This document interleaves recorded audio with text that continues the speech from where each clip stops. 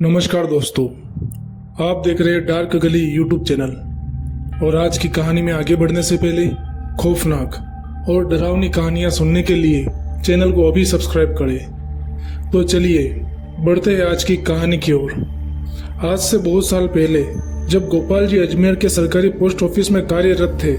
गोपाल जी सीकर के रहने वाले थे और वो हफ्ते 15 दिन में एक बार अपने घर जाया करते थे।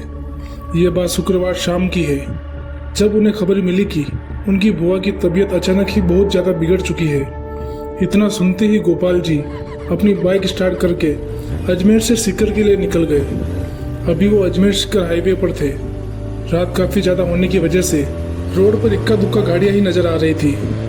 अभी गोपाल जी 30-40 किलोमीटर आगे आए थे कि तभी उनकी बाइक अचानक से हाईवे पर बंद हो गई। जब उन्होंने ध्यान से देखा तो पता चला कि उनकी बाइक का पेट्रोल खत्म हो चुका था।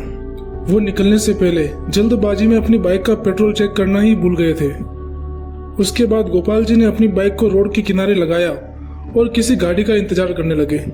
आधा घंटा इंतजार करने के बाद गोपाल जी को एक रोडवेज की बस आती हुई नजर आई तो उन्होंने उसे हाथ दिखाकर रुकवा दिया। पूछने पर पता चला कि वो बस भी शिखर की तरफ ही जा रही थी। तभी गोपाल जी ने ड्राइवर को बताया कि उनके पास एक बाइक भी है जिसे वो यूं ही सड़क पर नहीं छोड़ सकते। गोपाल जी ने अपनी बात पूरी की ही थी कि तभी बस का कंडक्टर बाहर आया और उसने अपने हाथों से बाइक को उठाकर बस के ऊपर रख दिया। गोपाल जी ये देखकर काफी ज्यादा हैरान हो गए थे कि अकेले आदमी ने बाइक को उठाकर बस के ऊपर कैसे रख दिया। तभी कंडक्टर ने गोपाल जी को बस में बैठने का इशारा किया। गोपाल जी के पास कोई दूसरा चारा भी नहीं था, इसलिए वो चुपचाप बस में जाकर बैठ गए। जब गोपाल जी बस में चढ़े तो उन्होंने देखा कि बस में उनके अलावा कोई भी सवार नहीं था।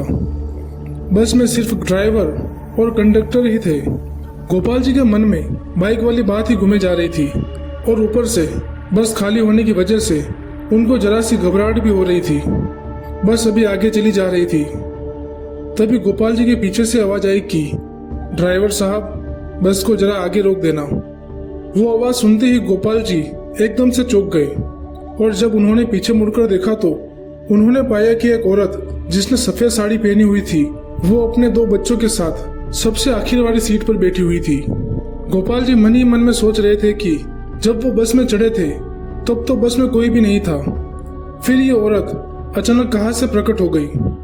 गोपाल जी ये सब सोच ही रहे थे कि तभी बस रुकी और वो औरत अपने बच्चों के साथ बस के गेट की तरफ जाने लगी। जैसे ही वो औरत गेट के पास पहुंची, गेट अपने आप ही खुल गया और वो औरत बस से नीचे उतर गई। ये देखकर गोपाल जी को बहुत बड़ा झटका लगा और वो सोचने लगे कि कहीं उन्होंने इस बस में बैठकर कोई गलती तो नहीं कर दी। अब गोपाल जी काफी ज्यादा डर चुके थे, लेकिन वो अपने डर को जाहिर नहीं कर रहे थे। बस एक बार फिर से चलने लगी। तभी पीछे से अचानक से किसी ने गोपाल जी के कंधे पर हाथ रखा और कहा कि अरे भैया, तुम्हारे पास बीड़ी है क्या? बीड़ी। इतना सुनते ही गोपाल जी का पूरा शरीर सुन्न हो गया था। उनके अंदर इतनी हिम्मत भी नहीं थी कि वो पीछे मुड़कर देखे कि तभी पूरी बस में एकदम से अंधेरा छा गया। अंधेरा छा जाने के बावजूद गोपाल जी एकदम शांत होकर बैठे रहे। तभी बस अचानक से रुकी और बस के अंदर का अंधेरा भी एकदम से खत्म हो गया।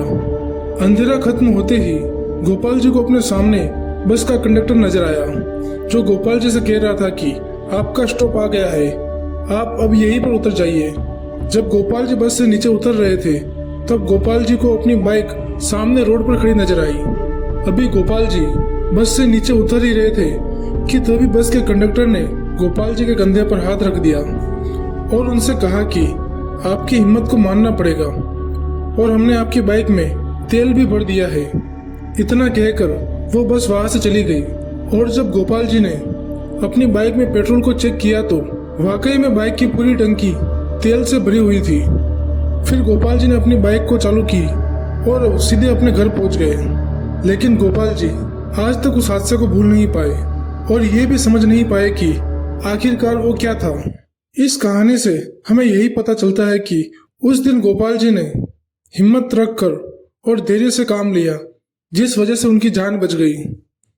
तो दोस्तों, आज की कहानी में बस इतना ही। अगर ये कहानी आपको अच्छी लगी हो तो वीडियो को लाइक करें और चैनल को अभी सब्सक्राइब करें।